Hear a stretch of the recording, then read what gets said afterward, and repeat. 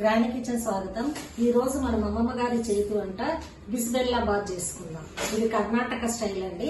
ఇది ఎలా చేసుకుందామో నేను చెప్తాను. ఇప్పుడు ఈ గ్లాస్ ఒక గ్లాస్ బియ్యం తీసుకున్నాను, ఒక గ్లాసు పప్పు తీసుకున్నాను, 8 గ్లాసుల నీళ్లు. మొట్ట మనం బియ్యము పప్పు కలిపి ఇలా కడిగేసుకున్నాము. కడిగేసుకుని దీన్ని మనం కొద్దిగా పసుపేసి కొంచెం పసుపు వేసి 7 గ్లాసులు పోసిన, ఇప్పుడు 8వ గ్లాసులో వేసుకున్నా. పోసి ఇలా మొత్తం మనం కుక్కర్ పెట్టుకుందాం. కుక్కర్ స్టవ్ మీద పెట్టుకొని 8 విజిల్ వచ్చేవాళ్ళు, ఇంకా ఉడకకపోతే 10 కూడా పెట్టుకోవచ్చు.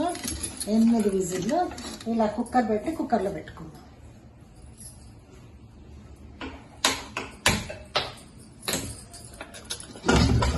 ఇప్పుడు ఇలా కుక్కర్లో పెట్టుకుందాం. ఇప్పుడు ఇది 8-10 విజిల్ రావాలి. వచ్చిన తర్వాత మనం కూరగాయలన్నీ కట్ చేసుకొని ఉడకబెట్టుకొని ఇందులో వేసుకొని చేసుకోవాలి. ఎలా చేసుకోవాలంటే ఉడికించుకున్నాము.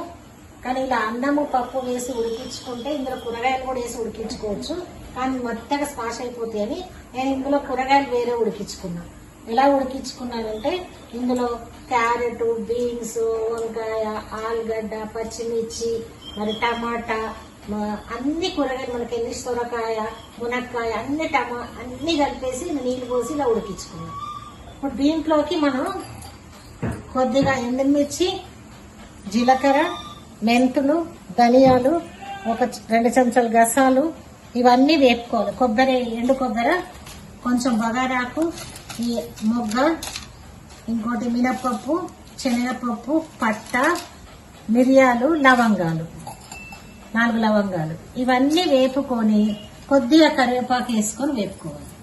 ఇలా వేపుకొని ఈ పొడిని అందులో వేయాలి. తాలింపు వేసిన తర్వాత ముందు మనం తాలింపు ఇవన్నీ గ్రైండింగ్ చేసుకుందాం వేయించి, తర్వాత మనం తాలింపు చూపిస్తాం.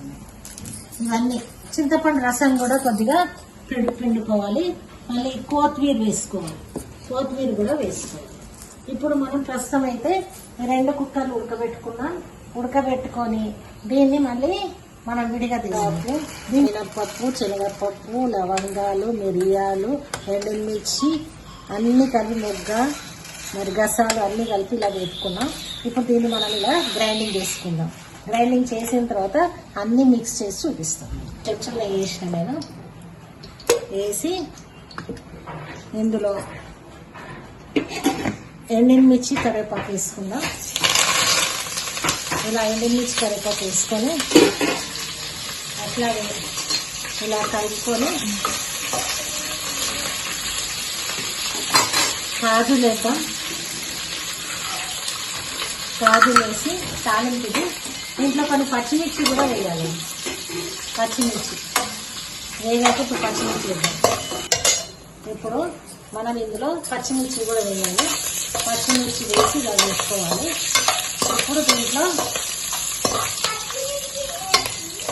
వేపుకొని దీంట్లో కొంచెం చింతపండు రసం వేద్దాము, మాడకుండా ఉంటుంది. ఇలా కొద్దిగా చింతపండు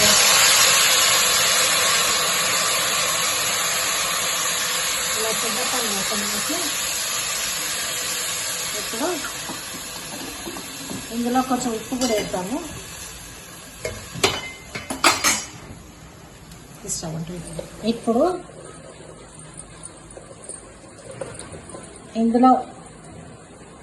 ఇప్పుడు ఇందులో ఉప్పు వేసుకుంటున్నాము. నేను 2 చెంచాలు ఉప్పు వేస్తున్నాను. ఒకవేళ మీకు తక్కువ అయితే మళ్ళీ వేసుకోవచ్చు. అట్లాగే ఈ కూరగాయలు ఉడకబెట్టానన్ని మునక్కాయ, టమాటా, క్యారెట్, సొరకాయ, బెండకాయ, వంకాయ, ఆలుగడ్డ ఇవన్నీ ఇందులో పోసేద్దాం. మనకి ఇష్టమైన కూరగాయ ముక్కలన్నీ వేసుకున్నాం. మునక్కాయ, క్యారెట్, వంకాయ, ఆలుగడ్డ, సాంబార్లో ఏమేస్తామో అవన్నీ కూడా సొరకాయ, టమాటా, పచ్చిమిర్చి, కరివేపాకు అన్ని వేసుకుని ఆ పప్పుతో అన్నంతో ఉడికించవచ్చు, కానీ మరీ మెత్తగా అయిపోతాయని నేను విడివిడిగా ఉడికించుకున్నాను. కాజు వేసి తాలింపు వేసాను. ఇప్పుడు దీంట్లోకి మనం ఈ గ్రైండింగ్ చేసిన పొడి వేసుకుందాం. ఈ గ్రైండింగ్ చేసిన పొడి కూడా ఇలా వేసుకుందాం. ఇలా ఎండుమిర్చి, ధనియాలు, మసాలా అంతా వేసింది ఇలా వేసుకున్నాం. తర్వాత దీంట్లో నీళ్లు కూడా వేసుకుంటున్నాం. నీళ్లు పోసుకొని ఇప్పుడు దీన్ని మనం అన్నం ఉడికింది కదా దాంట్లో కలుపుకుందాం. ఇలా కలిపేసి ఇప్పుడు దీన్ని మనం అన్నం ఉడికే దాంట్లో కలిపేద్దాం. ఇలా మనం అన్నం పప్పు ఇలా ఉడకబెట్టాలి కదా, ఇది ఉడికింది. ఇప్పుడు దీనిలోకి మనం ఇలా అనుకొని దీంట్లో ఆ మసాలా అంతా వేసి మళ్ళీ ఒకసారి ఉడకబెట్టాలి. ఇప్పుడు ఇందులోకి మనం ఉడికింది ఇప్పుడు ఆ కూరగాయలన్నీ మసాలా అంతా వేసిన తర్వాత ఇప్పుడు ఒక చెంచా కారం కూడా వేసుకుందాం.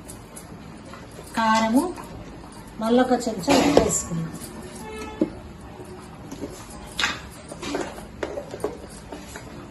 ఉప్పు వేసుకొని ఇప్పుడు దీన్ని కొంచెం కరివేపాకు వేసుకుందాం. కరివేపాకు, కొంచెం కొత్తిమీర, ఇలా కొత్తిమీర వేసుకొని ఇప్పుడు దీన్నంతా కూడా ఈ అన్నంలోకి వేసి ఒక నిమిషం ఒక గ్లాస్ నీళ్లు పోసి ఉడికియాలి. ఇప్పుడు మనం దీన్నంతా ఇందులో పోసుకుందాం. ఇలా మొత్తం ఈ మసాలా అంతా కూరగాయలు అన్ని కూడా వేసుకున్నాం.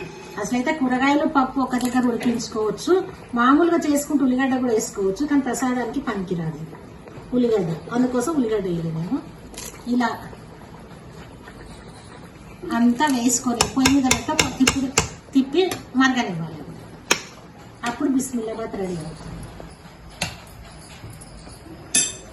ఇప్పుడు కూరగాయలు పప్పు అన్ని కలిపి ఇలా ఉడికినాయి.